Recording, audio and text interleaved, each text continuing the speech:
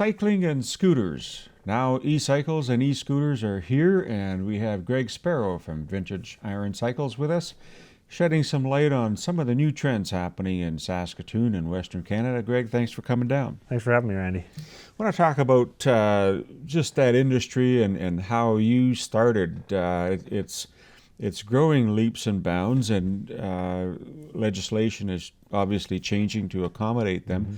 But who's Greg Sparrow, and how did he come to be involved in selling and servicing e-scooters and e-bikes? Yeah, so I guess I come from an agriculture background. I started out as a mechanic, kind of worked my way into the business side of things, and was interested in the business end. But I also saw a need in the e-bike, e-scooter world for a fitness or for a service side. There was a missing service component, it seems, in the industry. There's a big online component to buying electric scooters, electric bikes, but you can't get them serviced. Parts are hard to come by. So I did a little bit of research, and I partnered with Vintage Iron Cycles, the owners out of Calgary. It's a Canadian company, and so we partnered with them, and they're in the process of opening up quite a few stores across Canada and down into the US. And so yeah, that's kind of how we opened the business here in Saskatoon. So you've obviously had some serviceability on the mechanical side, and now you've got the business opportunity here, and that trend seems to be taking off quite well. But the product that you have is a little different in appearance and functionality. What would you say a lot of the types of bikes and scooters that you have, they're limited in terms of their speed and things like that? What can you share about that? Yeah, so on the bikes, as the name suggests, we've got a lot of vintage styled bikes. So there's a lot of the classic style bikes around in the industry, not a ton of the vintage style. There's a group of people that want to commute on an e-bike. They want to ride it every day, and they want to look good while they do it, I guess. So it's an opportunity to provide somebody with something that looks a little different than every bike they see out on the road. And some of the bikes are very packed with technology, so they're vintage looking, but they're very technology oriented in the way that they operate. So we kind of specialize in the vintage side, but we also carry your standard bikes. We've got partnered with quite a few different brands, and so yeah, that's been very good for us. What happens with our winter season? Is there an opportunity to see that evolve and maybe get used into the fourth season instead of 3 seasons? Yeah, so I do have some customers that are riding full time all year round. Obviously, when you get into the cold weather with the batteries, you've got to keep them warm on either end. Yep. You will see some decline in performance, but they are usable. Like I said, your range started at 100 kilometers in the summer, you might be down as low as 50 kilometers range in the wintertime. But in the city of Saskatoon, 50 kilometers is a long ways. So it's whether it's a scooter or a bike, they're still usable in all seasons, as long as you've got some good tires on them and you dress for the occasion.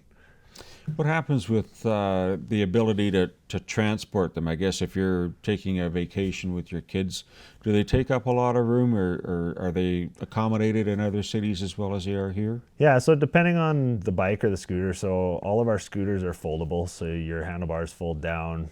You can pick them up like a suitcase and put them in the back of the truck or in the trunk of the car.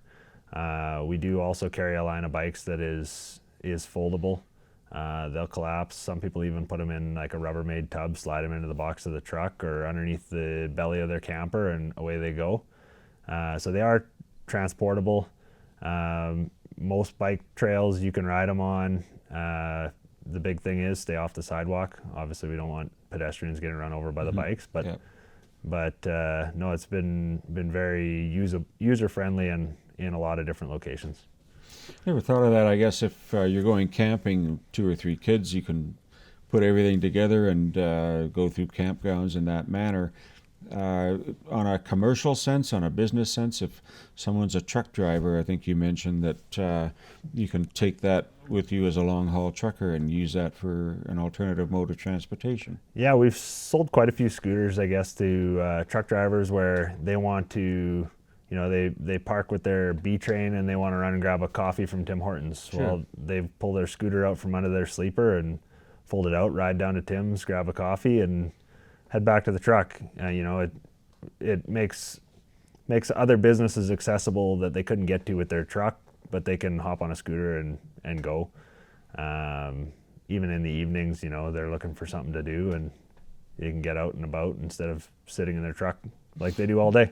What are the demographics of the customers that you would typically see? Is it the teenager and someone 20 to 30, or is it a little wider than that? It's quite a bit wider than that. We sell quite a few to people that, I guess, they loved biking in the past. They can't go quite as far as they used to. So they want to continue to ride that range and that distance, and having an e-bike changes how far they can go. They don't have to worry about wind on the way home or a big hill that's going to tire them out. So there's that aspect. There's also a younger age group maybe that says, well, I don't want to pay for registration on my vehicle and I can't afford gas and I need to get to work every day. So whether a scooter or an e-bike is right for that, but they can commute every day to work and save a lot of money that way. And so it kind of ranges from a very useful application all the way through to just recreational. I can appreciate going uphill after a long day and needing that assistance. Is there a component of a pedal bike, or is it purely electric? Nope. So you've on an e-bike you've got pedal assist, so you can ride it like a regular pedal bike without any assist at all. You can vary your assist levels for how much help you want. Whether you want 10% help or you want 100% help, and your legs are just rolling over. And then a lot of them have a throttle option as well. So you get to a big hill and you say, I'm gassed, I don't want to climb that hill. You twist the throttle, drive up to the top of the hill and start pedaling again at the top. So very customizable. You can ride as hard as you want to physically exert yourself, or as light as you want. With the scooters then, you're always standing on these. There's no seats on them at all. No, we do have seat options for a couple different models. Depends on the scooter, but there is some seat options, and we do sell quite a few of them. People like to have the option to sit down if they want, so there is a seat option available. Are there charging options available, I guess I would say? So if there's just the wall plug-in that you would use, can you do something from a cigarette lighter or solar panel conversion? You could, with the right solar panel setup, you could get into that. Most vehicles, after a certain date, have inverters built in, so you can charge them while you drive that way. Most of the bikes, the batteries are removable, so you could take the battery into the vehicle and leave the bike in the box of the truck while you drive. Yep. So you could do that. There's a few different ways to charge. Yep. What would you do? I guess, can you leave the bike outside locked up and take the battery and disable it that way, if you will? You can. It would still be rideable as a pedal bike. Understood. So you do have to take security quite serious. Something we kind of recommend is usually on the purchase of a bike, you're going to spend about 10% what you spent on the bike on security. Theft is a concern, and so you have to look after it. What would be, I think you said the maximum speed is governed at 32 kilometers an hour? Yeah, so legal in Canada is 32 kilometers an hour. That's on public property. As soon as you get onto private property, most have a way to change the speeds.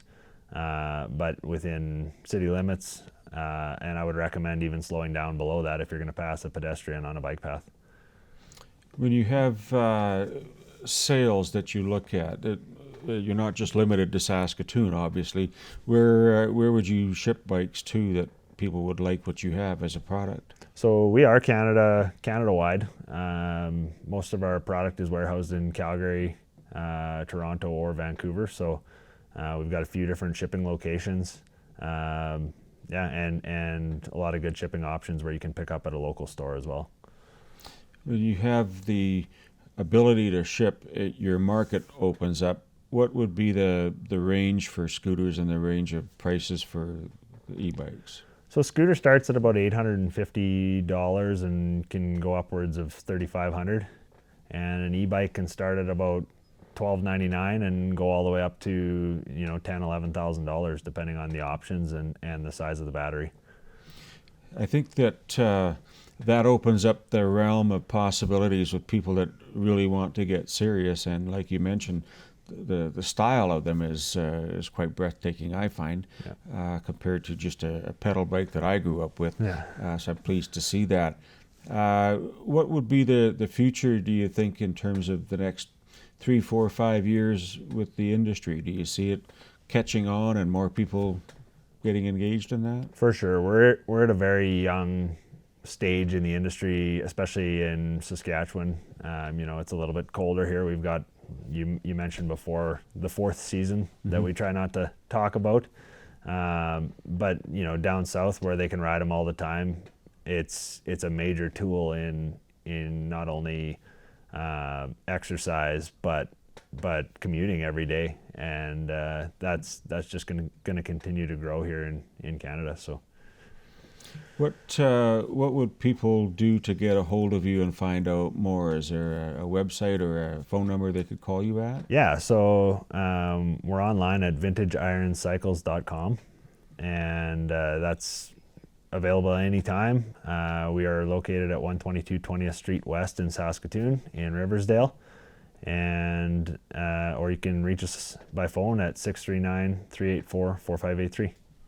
I think it's a bright future for you and the company and for those that want to do this. Thanks so much for taking time today. Yeah, thanks for having me. That's our show for today. I want to thank our guests Jackie Fleury and Greg Sparrow. Thank all of you for watching. I'm your host, Randy Shabila. We'll see you next time on Connect.